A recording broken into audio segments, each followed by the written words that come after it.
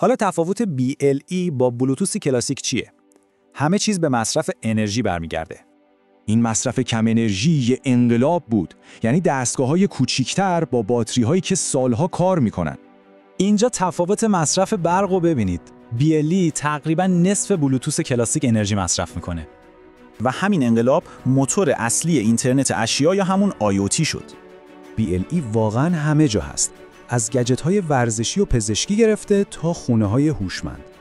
مثلا موقع ورزش، ضربان قلب شما رو با بسته‌های کوچیک دیتا به گوشیتون میفرسته. یا تو حوزه سلامت برای مانیتورینگ دائمی بیمارا بدون نیاز به شارژ مداوم استفاده میشه. تو خونه‌های هوشمند هم از کنترل‌ها و لامپ‌ها گرفته تا سنسورهای مختلف همه با BLE کار میکنن. یا مثلا رادیوآپ‌های کوچیکی که به دست کلیدتون وصل می‌کنین تا گمش نکنین. ولی با این همه دستگاه متصل، یه سوال بزرگ پیش میاد. امنیت چی میشه؟ امنیت واقعا یه چالش بزرگه. هر کدوم از این دستگاه‌ها میتونه یه راه نفوذ باشه. برای همین پروژه‌هایی مثل سکیورورد دارن روی پیدا کردن و رفع این مشکلات کار میکنن.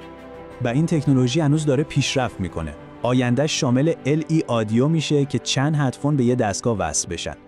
پادشاه‌های هارالدس اسکاندیناوی رو با هم وصل کرد. ما داریم دنیا رو وصل میکنیم. قدم بعدی چیه؟ اگه میخوای بدونی این پادشاه چطور دنیای ما رو به هم وصل کرده، حتما ویدیوی کامل رو ببین.